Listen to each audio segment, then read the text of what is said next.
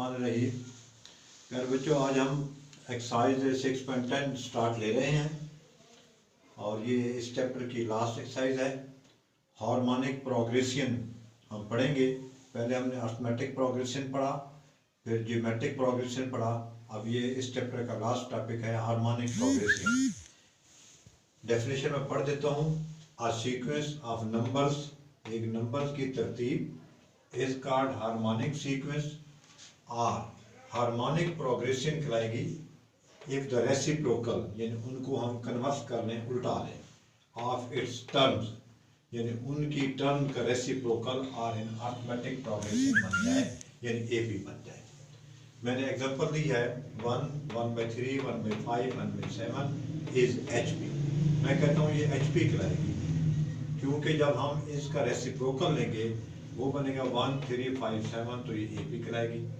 तो कन्वर्स लेने से, रेसिप्रोकल लेने से अगर वो ए पी बन जाए तो कन्वर्स लेने से पहले वाली जो सूरत हाल होगी ये आपके पास एच पी कहलाएगी और ये इसकी डेफिनेशन है। क्वेश्चन नंबर सेकंड का सेकंड जो समझा रहा हूँ, कहता है फाइंड द 12th टर्म। आपने 12वीं टर्म मालूम करनी है ऑफ द हार्मोनिक सीक्वेंस। ये एक हार्मोनिक सीक्वेंस है 1/3, 2/9, 1/6 अप टू 1। सॉल्यूशन की आपने हेडिंग दी सिंस। ये चूंकि गिवन है 1/3, 2/9, 1/6 अप टू 1 इज एचपी, यानी ये हार्मोनिक प्रोग्रेशन है। देयर रेसिप्रोकल, जब हम उनके रेसिप्रोकल लेंगे यानी इनको कन्वर्स कर लेंगे 3, 9/2, 6, तो ये क्या बन जाएगा आपके पास, डेफिनेशन के मुताबिक ये अर्थमेटिक प्रोग्रेशन बन जाएगी। अब अर्थमेटिक प्रोग्रेशन के बारे में आपने 6.2 में पढ़ा, 6.3 में पढ़ा, 6.4 में पढ़ा। तो उसके मुताबिक ये आपके पास पहली टर्म है, कॉमन डिफरेंस निकालते हैं नेक्स्ट माइनस प्रीवियस, तो 9/2 -3 एलसीएम लेके 6, तो ये आपके पास कॉमन डिफरेंस निकल आएगा, मालूम हो जाएगा 3/2। आपने A12 यानी 12वीं टर्म मालूम करनी है, तो इट मीन n आपके पास 12 हो गया। फार्मूला आपने यहाँ पे अर्थमेटिक प्रोग्रेशन में लगाना है। an is equal to a1 plus n-1 into d, a12 is equal to 3 plus n की 12 -1 3/2, ये कॉमन डिफरेंस था। a12 वैसे आ गया, 3 वैसे आ गया, 12 में 11, 11 को 3 से मल्टीप्लाई करोगे 33/2, 2 एलसीएम लोगे, 2 3 are 6, 6 और 33 39। तो ये आपके पास अर्थमेटिक प्रोग्रेशन की 12 टर्म निकल आई। इसका मैं रेसिप्रोकल लूंगा तो वो H12 बन जाएगी और ये बन जाएगा 2/39। इस तरह आपका ये क्वेश्चन नंबर सेकंड का सेकंड पार्ट मुकम्मल होता है। इसके साथ क्वेश्चन नंबर 8 मैंने समझा दिया है, समझा रहा हूँ। वो कहता है इफ द नंबर्स, ये 3 नंबर दिए 1/k, 1/2k +1 and 1/4k -1 are in HP। ये HP में हो तो फिर बताओ k की कीमत क्या होगी। सॉल्यूशन की हेडिंग दी, लिखा जो गिवन है 1/k, 1/2k +1, 1/4k -1 are in HP है। तो डायरेक्ट आप लिखेंगे दिस इंप्लाइज दैट, इसका आप रेसिप्रोकल लेंगे तो k, 2k +1, 4k -1 are in AP कराएगा। अगर ये AP कराता है, अब ये 3 रकमें हैं और ये तीनों AP बनती हैं, तो समतल रकम आपका अर्थमेटिक मीन होगी और पहली रकम A की कीमत, दूसरी कीमत, तीसरी वाली जो है 4k -1, ये B की कीमत। तो आपने यहाँ पे ये फार्मूला लगा दिया। ये सेंटर वाली कीमत अर्थमेटिक मीन है, 2k +1 इज A है, ये B है ओवर 2। नेक्स्ट 2 इससे मल्टीप्लाई होगा, 4k +2, 1k और 4k 5k -1, ये 5k, ये 4k आप राइट साइड में ले गए, मनफी बन गया, ये मनफी आप लेफ्ट साइड में ले गए, 2 + 1 हो गया। 5k में 4k गया, 1k बचा, 2 + 1 3 हो गया। इस तरह आपके पास ये k कीमत निकल आएगी 3 और ये सवाल आपका लेक्चर नंबर 1 मुकम्मल होता है। अल्लाह हाफ़िज़। प्यारे बच्चों, ये हमारा एक्सरसाइज 6.10 चल रही थी और इसका लेक्चर नंबर 2 है और लेक्चर नंबर 2 में मैं आपको पढ़ाऊँगा हार्मोनिक मीन। आपने 6.3 में अर्थमेटिक मीन पढ़ी और 6.7 में आपने ज्योमेट्रिक मीन पढ़ी। अब 6.10 में आप हार्मोनिक मीन पढ़ेंगे। तारीफ में लिख देता हूँ, number 8 is said to be the harmonic mean, यानी हार्मोनिक मीन कराएगा between 2 number A and B के दरमियान में if A, H, B are in HP, तीनों मिल के ये HP अगर बना लेते हैं तो फिर जो सेंट्रल रकम होगी ये इन दोनों का हार्मोनिक मीन कराएगा। इसका फार्मूला प्रूफ करा देता हूँ। मैंने लिखा है फार्मूले के हेडिंग देकर if H is harmonic mean between A and B then A, H B are in H P कराएगा। अगर ये तीनों एच पी में है तो इनके अगर आप रेसिप्रोकल लेंगे 1/a 1/h 1/b are N A P, ये ए पी बन जाएगा। जब ये ए पी बनेगा तो यहाँ अर्थमेटिक मीन वाला फार्मूला होगा, ये सेंट्रल रकम है, ये अर्थमेटिक मीन होगा, ये पहली रकम, ये दूसरी रकम। तो आप जानते हैं a is equal to a plus b over 2 वाला फार्मूला। 2 आ किधर मल्टीप्लाई हो गया 2 ओवर h, ये 1/a प्लस 1/b बचा, यहाँ a b एलसीएम ले लें तो ये आपके पास आ जाएगा a प्लस बी। 2 इससे मल्टीप्लाई होगा तो a plus b over 2ab, तो मैं वहीं यहीं पे मैंने कन्वर्स भी ले लिया, तो आपके पास जो एज आ गया 2ab over a plus B. ये आपके पास एक फार्मूला निकल आया हार्मोनिक मीन का 2ab over a plus B. अब अगर आपको वो कोई सी दो टर्म दे दे तो आपसे हार्मोनिक मीन पूछ ले, तो आप यहाँ पे उनकी वैल्यू पुट करके इनको मल्टीप्लाई करके इनको ऐड करके आप इसको इस पर डिवाइड कर देंगे, जो भी जवाब आएगा वो आपके पास हार्मोनिक मीन कहलाएगा।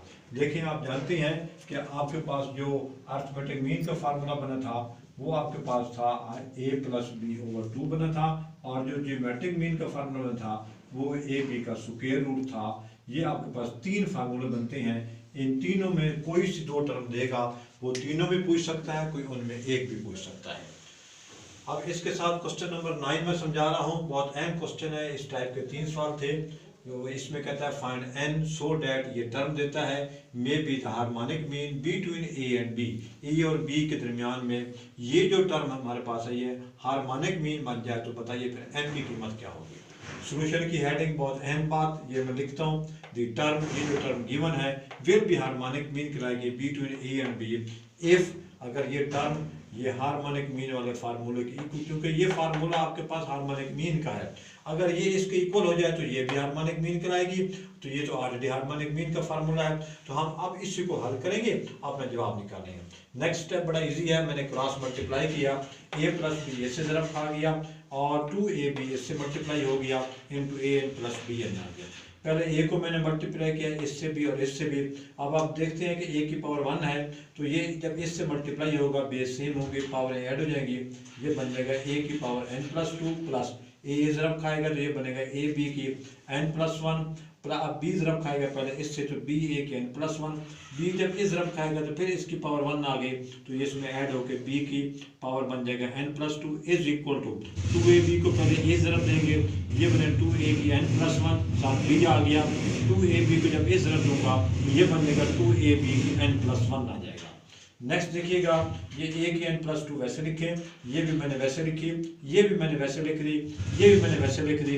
इसको मैंने लेफ्ट साइड पे लेके आया, यहाँ प्लस था ये माइनस हो गया, ये भी प्लस था माइनस हो गया, इज इक्वल टू 0 आ गया। नेक्स्ट आप देखेंगे ये a की n प्लस 2 मैंने वैसे लिखी, ये आपस में हल हो जाएगी a b की n प्लस 1 और ये आपके पास खड़ी है a b की n प्लस 1। ये देखें ये दोनों सेम रकमें हैं, ये प्लस 1 है, ये मनफी 2 है, तो ये मनफी 1 बन जाएगी। और इसी तरह मैं इसको भी जब इसमें हल करूंगा ये भी मनफी 1 बन जाएगा, तो ये आप देखेंगे a n प्लस 2 आ गया, मनफी a b की n प्लस 1, मनफी b a की n प्लस 1 प्लस b की n प्लस 2 आ गया। यह आपने इसको सिंप्लीफाई कर लिया। अब यहाँ से कॉमन लिया a, ये a की 1 है, ये a की n प्लस 2 है, मैं a की 1 कॉमन ले रहा हूँ, तो इधर a n प्लस 2 था तो 1 जब बाहर आ गया तो ये बच गई जगह a की n प्लस 1 बच जाएगा, ये a बाहर चला गया, यहाँ b की n प्लस 1, यहाँ से मैंने b कॉमन ले लिया, यहाँ से b आ गया, ये a की n प्लस 1, ये b की n प्लस 2 था, b कॉमन लिया तो ये b की n plus 1 is equal to 0 आ गया। अब आप देखें ये एक जैसे हो गए, इसको हम एक दफ़ा लिखते हैं, a मनफी b एक दफ़ा लिखेंगे बराबर 0 आ गया, तो इट मीन ये दो फैक्टर बन गए, दोनों फैक्टर का प्रोडक्ट 0 आ रहा है, तो ये कब 0 होगा, या तो फिर ये 0 होगी या ये रकम 0 होगी। मैंने लिखा है आइदर ये 0 होगी और a मनफी b इज इक्वल टू 0।